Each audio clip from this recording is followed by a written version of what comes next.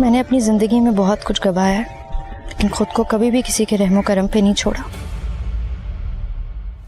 ان کی جان چلی گئی، آپ کو کچھ پتا؟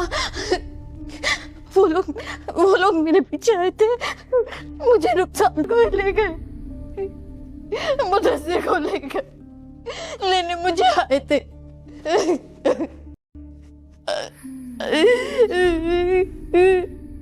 ڈرامہ کی آنے والی ایپیسوڈ میں ہم دیکھیں گے کہ ربیہ کے پیٹ میں مدثر کا بچہ پل رہا ہوتا ہے، لیکن وہ سب سے چھپاتی ہے کہ ذمہ داری کا بوجھ اٹھانے کے ڈر سے اسے کوئی گھر سے نہ نکال دے۔ ادھر سربلند ہر وقت ربیہ کے بارے میں سوچتا رہتا ہے۔ وہ شہر بانو سے آہستہ آہستہ دور ہو رہا ہوتا ہے۔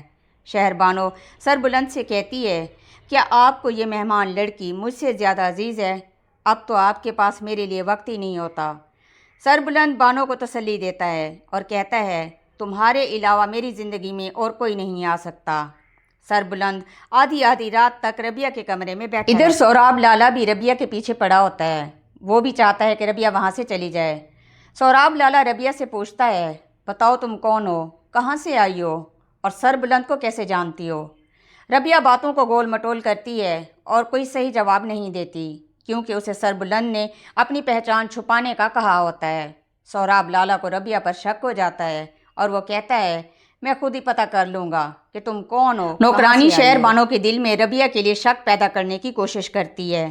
وہ شہر بانو کو کہتی ہے، میں جب بھی اس مہمان لڑکی کے کمرے میں جاتی ہوں تو خان سائیں وہاں پر موجود ہوتے ہیں۔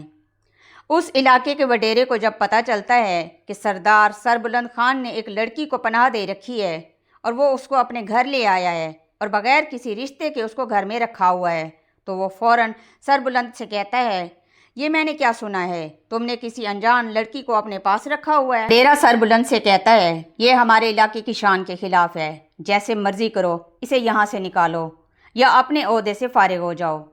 سربلند وڈیرے سے کہتا ہے کہ یہ لڑکی مجبور ہے، اکیلی ہے، اس کا دنیا میں کوئی نہیں، میں اس کی سرپرستی نہیں چھوڑ سکتا، چاہے مجھے اس کے لیے کچھ بھی کرنا پڑے۔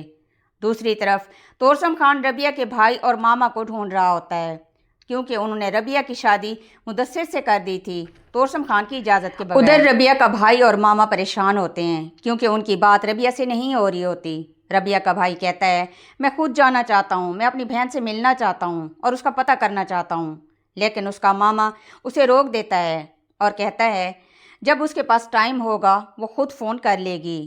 دوسری طرف بانو کی بھابھی بھی شہر بانو کو کہتی ہے، مرد پر کبھی بھی اندھا اعتبار نہیں کرنا چاہیے، مرد ذات میں عورتوں کی طرح وفا نہیں ہوتی۔ شہر بانو کے دماغ میں نوکرانی کی باتیں اور سوراب کی بیوی کی باتیں گردش کر رہی ہوتی ہیں۔ بانو سربلند کی باتوں اور حرکتوں پر نظر رکھتی ہے اور نوکرانیوں کے ذمہ بھی لگا دیتی ہے کہ وہ مہمان لڑکی پر نظر رکھیں۔ ساتھ ہی شہر بانو ربیہ پر ٹانٹ بازی بھی کرتی ہے۔ وہ بھابھی سے کہتی ہے، آپ نے اسے پہننے کے لیے کپڑے تو دے دیے ہیں، خیال رکھنا آپ کی یہ ہر چیز پر قبضہ نہ کر لے۔